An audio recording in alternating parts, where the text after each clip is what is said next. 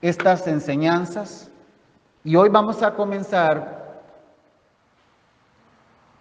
con el tema que le hemos denominado Venciendo mis defectos. Venciendo mis defectos.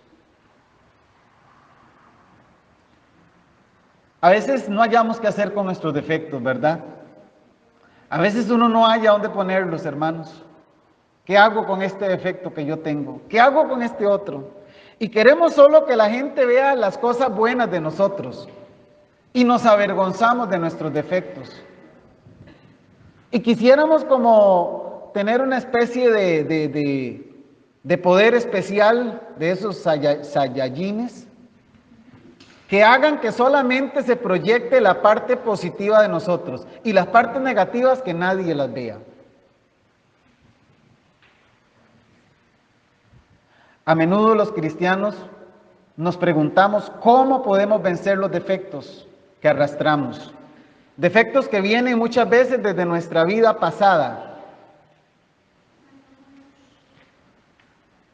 Y sobra, la lista de defectos que podemos tener son innumerables. Y el que no tiene una cosa, tiene otra. Dice mi madre que el que no tiene dinga, tiene mandinga. Así que aquí nadie se salva. Desde ese chiquito, pequeñito, que ustedes ven ahí a la par suya, que no quiebra un plato, hasta el más anciano aquí, todos tenemos defectos. Problemas de vocabulario.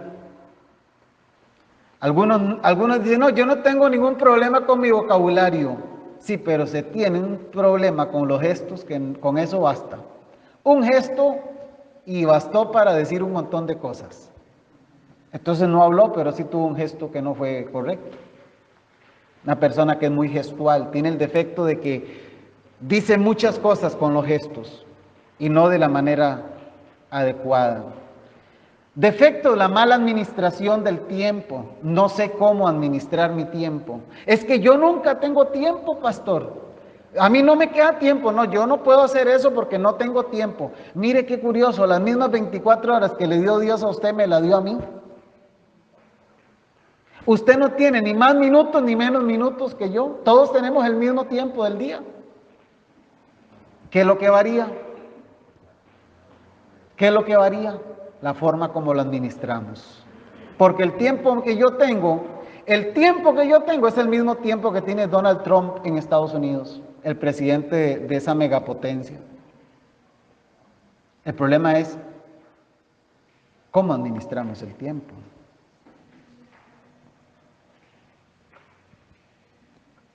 ¿Cómo administramos nuestra salud? ¿Cómo administramos nuestra familia? ¿Cómo administramos nuestras finanzas? ¿Cómo administramos lo que tiene que ver con nuestras esposas, en el caso de los que tenemos, o los esposos? ¿Y cómo eso se convierte en defectos de nuestro ser, de nuestra naturaleza? Y como les decía, a menudo los cristianos nos preguntamos, ¿cómo hago para vencer eso? ¿Cómo hago para corregir eso que tengo, ese problema? Vamos a tratar en esta serie de hacer un abordaje que no es exhaustivo, es decir, no es total. Podemos decir muchas cosas más de los defectos más comunes que aquejan a los creyentes, que nos molesta día con día. Como les dije, el que no tiene uno, tiene el otro.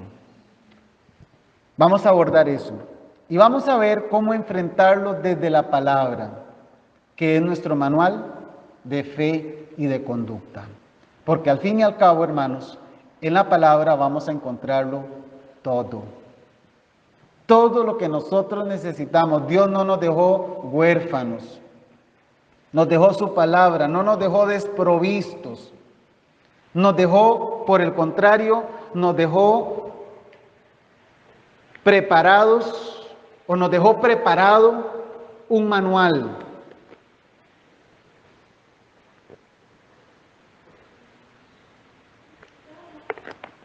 Y en ese manual encontramos los consejos, las exhortaciones, las amonestaciones, el ánimo, las correcciones, para que cuando abordamos temas como este de los defectos podamos saber qué hacer. Hay muchas definiciones de lo que es un defecto, pero me voy a atrever a hacer una definición propia. He tratado de definir en poca cosa, en pocas palabras, un defecto no es otra cosa que una oportunidad para mejorar mi vida. Repito, un defecto no es otra cosa que una oportunidad para mejorar. Esos son los defectos. Cuando yo logro identificar cuál es mi error, en qué yo me estoy equivocando constantemente, y que eso se convierte ya en un defecto de mi personalidad, lo que estoy haciendo en realidad es detectando una situación que yo voy a poder abordar, que yo voy a poder tratar para ser mejor. Entonces un defecto no es un problema, nos lo vendieron así. Es que fulanito tal tiene el defecto de que tal y tal cosa. Y puede ser que fulanito tal tenga ese defecto. Pero ese defecto que tiene el hermano tal es la oportunidad que él tiene para, tratándolo, ser una mejor persona, ser un mejor cristiano. Pero es más fácil agarrar a fulano y, como dicen los chiquillos, basurearlo, ¿verdad? Bazuquearlo a esa persona que tiene ese defecto. Quizá lo más difícil de lidiar con nuestros defectos es el hecho mismo de tener que aceptar que tenemos uno o más defectos. No hay cosa que cueste más que llegar a la conclusión de que yo tengo un defecto. Eso es de lo más difícil que nosotros vamos a tener que enfrentar. Hay una lucha interna en nosotros por no hacerlo, por no aceptar ese defecto. Pero realmente, hermanos, una vez que yo identifico ese defecto y lo acepto que lo tengo, el proceso para mejorar va a ser más sencillo. El primer paso es reconocerlo, pero es el más difícil. Porque normalmente cuando nosotros nos enfrentamos a nuestros defectos, no sé si ustedes estarán de acuerdo conmigo, pero si nosotros aquí hiciéramos una lista rápida de defectos que tenemos,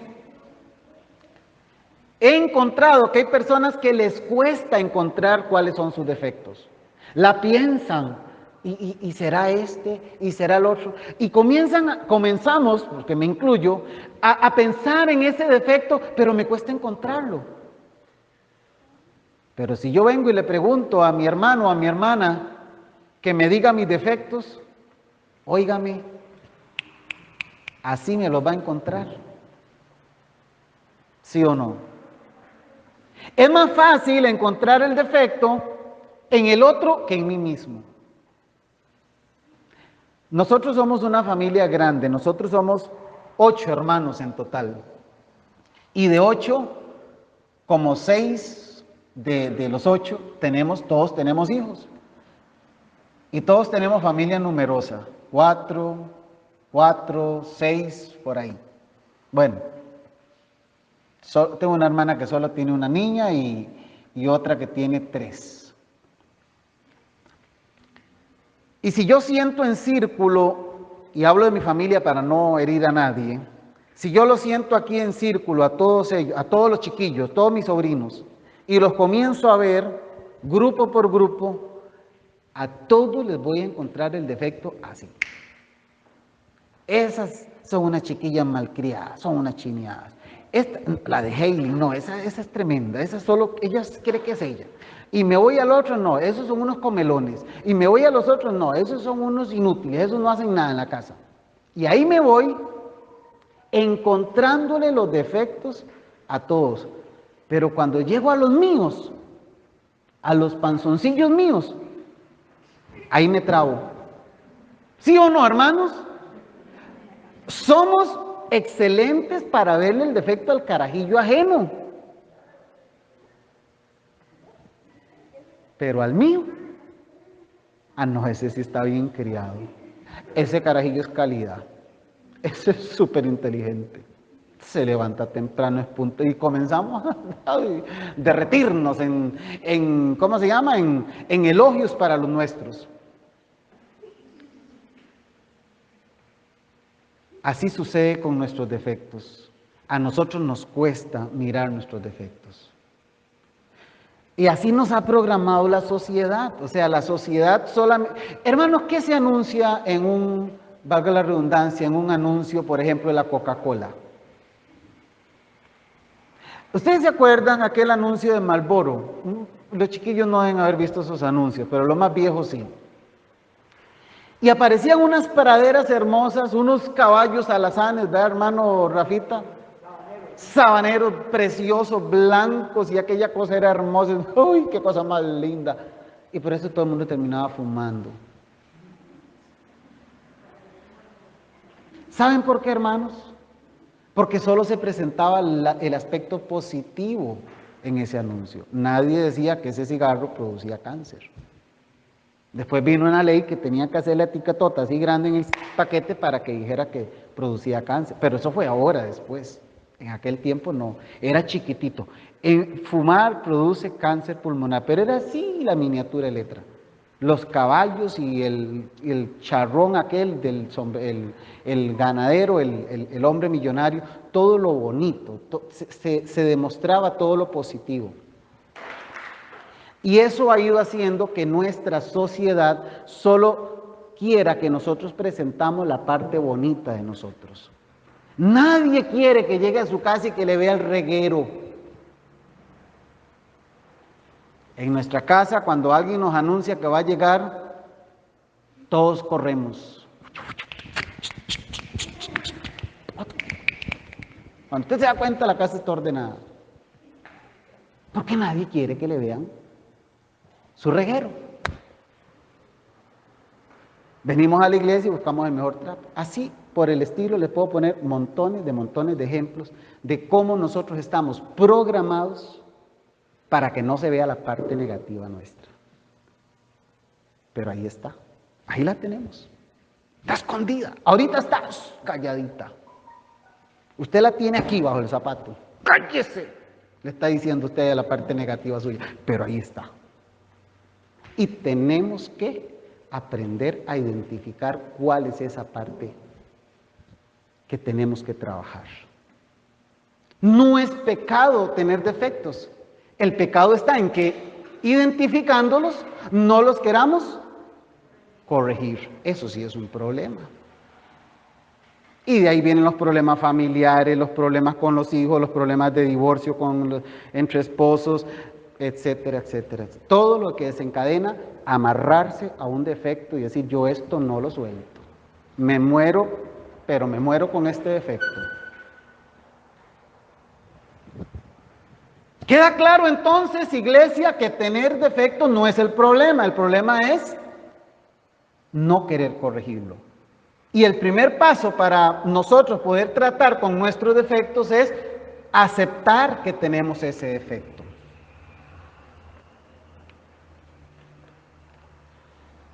Un defecto muy común, y es el primero que he enumerado, es el primero de los defectos, es creer que no tengo defectos. Suena un poco cantinflesco esto, pero no. Primer defecto, creer que no tengo defectos. Todos los demás, pero yo no. Si hay algo difícil para las personas, es reconocer sus defectos. Pensamos en defectos, pensamos en los demás, pero rara vez pensamos en los propios, porque es más fácil verlos en los otros que en mí mismo. ¿Qué dijo Jesús allá en Mateo capítulo 7, versículo 5? Hipócritas, saca primero la viga de tu propio ojo y entonces verás bien para sacar la paja del ojo de tu hermano. ¿Cómo les dijo? Hipócritas. Porque estos estaban tratando de ver la basurita en el ojo de aquel, pero no estaban viendo la viga que tenía en su ojo propio. Y es que ese es el problema normalmente. Nos es más fácil ver esa basurita, ese punto negro en la sábana blanca. Y creemos que estamos vacunados contra el riesgo de tener un defecto, qué sé yo, de fallar, de equivocarnos, de ofender. Pero evidentemente nadie está exento de eso. Santiago dijo, todos ofendemos muchas veces. ¿Cuántas veces durante el día de una o de otra manera ofendemos, hermanos? ¿Y cuántas veces reconocemos que ofendemos? ¿Cuántas veces nos sentamos a reflexionar realmente que hoy ofendí a mi señora, que hoy ofendí a mi hijo, que hoy ofendí a mi vecino? Eso cuesta, hermanos. Y si hablamos de pedir perdón por esa ofensa, ni se diga. Y a veces nos encontramos tratando de justificar esas acciones. Y por eso le llamo a ese el primer defecto. ¿Cuál es el primer defecto? Creer que no tengo defectos.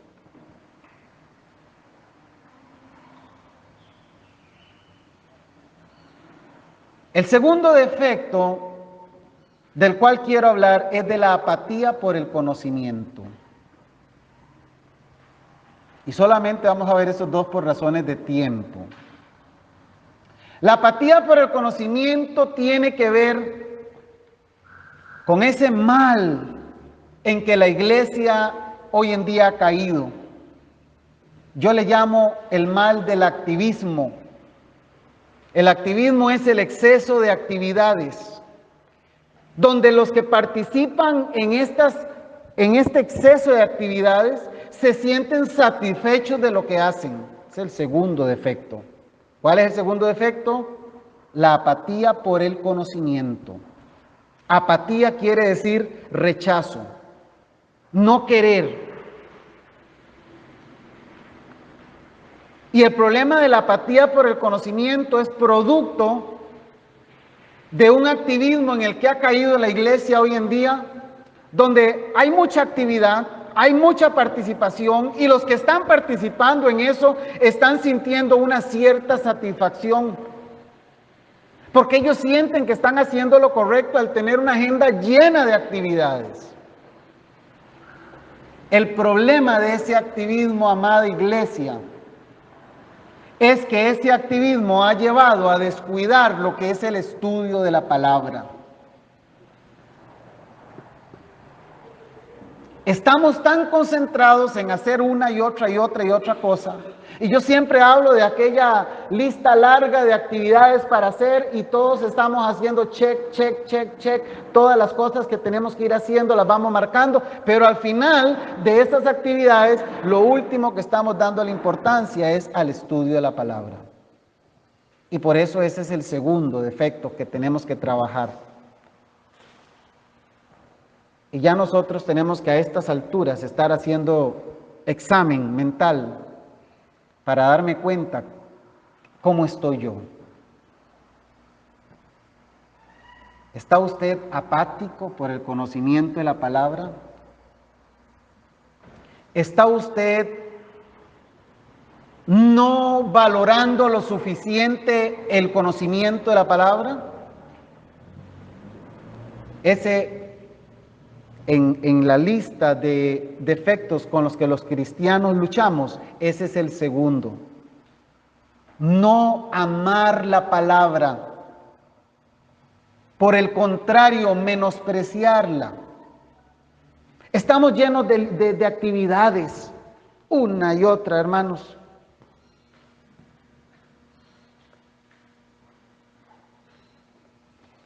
Algunos dejan la responsabilidad sobre el líder o el pastor o cura Argumentan que al fin y al cabo, si estos hombres enseñan algo incorrecto, la responsabilidad será de ellos, de los que enseñan. Y esto es cierto, pero en parte. Porque cada quien debe analizar lo que escucha, debe escudriñar y pesar lo que le enseñan. No debemos dar por sentado que todo lo que oímos es verdad y que ya no es necesario ir más allá con una actitud conformista. La palabra nos enseña que debemos escudriñar diariamente las Escrituras. Si tenemos una visita, o tal vez yo soy el que no me acuerdo de la hermana. Perdónenme que corte así, pero a veces a mí se me olvidan las cositas. Esta hermana que está a la par de Jenny, ¿ya había estado aquí con nosotros? El domingo pasado. Y me la saludaron, me le dieron la bienvenida. Bueno, no importa, démosle otra vez la bienvenida. La que usted me decía, ¿qué me decía? Su hermana. Ah, su hermana. ¿Cómo se llama? Katiana. Tatiana. Disculpe, hermana, que está sordo soy. Adriana. Ah, ok. Mucho gusto, bienvenida, hermana. Perdone que no la saludara al principio, pero seguro como había venido el sábado pasado, entonces ya no levantó la manita. ¿Cómo le decimos a la hermana Adriana? Bienvenida. Bienvenida, hermana. Qué gusto tenerle aquí. ¿Dónde vive, hermana? En Las Brisas. Ah, bueno. Qué bueno, qué bendición. Me alegro mucho, hermana, que esté aquí con nosotros. Esperamos que se sienta a gusto. ¿Dónde estábamos, hermanos? ¿Cuál es el defecto que estamos viendo? La apatía por la palabra o por el conocimiento. La palabra nos enseña que debemos escudriñar diariamente las Escrituras. Hechos 17:11 dice así, hablando de los bereanos: y estos eran más nobles que los que estaban en Tesalónica. Oiga, escuche, hermano, pues recibieron la palabra con toda solicitud. Escuche, escudriñando, escuche, hermano y hermana, cada día las Escrituras, no solo los domingos. Hermano, la apatía por el conocimiento que vivimos hace que muchos cristianos toquen su Biblia, lean su Biblia solamente los domingos, nada más. Son cristianos de domingo, nada más. Eso no pasa aquí en Westfalia, gracias a Dios. Aquí no pasa, porque aquí la tienen que tocar el miércoles y el viernes, entonces no hay problema. Pero los bereanos dice que escudriñaban la palabra, ¿cómo se dice en inglés? Every day. Todos los días. Y les voy a decir algo, iglesia Westfalia. Yo siempre les voy a pedir más. No solamente se conforme a miércoles, viernes y domingo. Saque un tiempo todos los días para escudriñar las Escrituras. Hágame caso. Vale la pena. Los cristianos crecen y maduran conforme escudriñan la palabra de Dios. Y hermanos, me van a perdonar, pero la excusa de que no tengo tiempo es eso, es una excusa. Me van a perdonar, hermanos. Tal vez alguien puede decir, no, yo sí no puedo porque yo aquí, yo allá. No hay excusa. Hay un tiempito que nosotros debemos sacar para leer, aunque sea un versículo bíblico, orar al Señor, darle gracias, etcétera, etcétera. El día que nos muramos, hermanos, se acabó todo. Pero mientras estemos en esta tierra, debemos procurar tener una disciplina de estudio bíblico. Yo no les estoy hablando de horas, les estoy hablando de un tiempo para escudriñar las Escrituras. El maestro dijo en Juan 5:39, escudriñad las Escrituras, porque a vosotros os parece que en ella tenéis la vida eterna. Y ellas son las que dan testimonio de mí. Jesús dijo claramente, escudriñad las Escrituras. Juan 17:3 dice, y esta es la vida eterna, que te conozcan a ti, el único Dios verdadero, y a Jesucristo, a quien has enviado.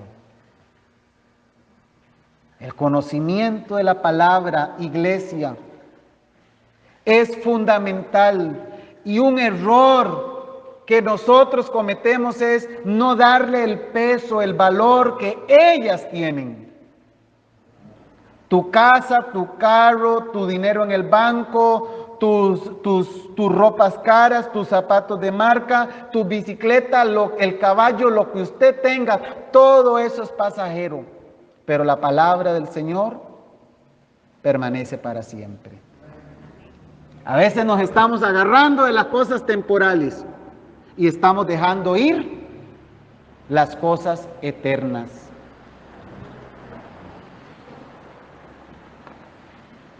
Qué lástima que el tiempo se nos ha ido, hermanos. Pero no importa. ¿Saben por qué no importa? Porque alabamos al Señor bien rico en la alabanza. Y eso estuvo maravilloso. Amén. Pero la otra semana, si Dios quiere, vamos a continuar hablando de esas cosas que tenemos que ir mejorando. De esas cosas que quizás son tu defecto, quizás es tu problema, quizás es tu error. En eso está fallando. Puso el punto sobre la I el pastor con ese defecto que estaba mencionando. La cosa es cómo lo vamos a corregir. La otra semana vamos a continuar hablando de estas situaciones. ¿Amén, iglesia? Muy bien. Que Dios me los bendiga.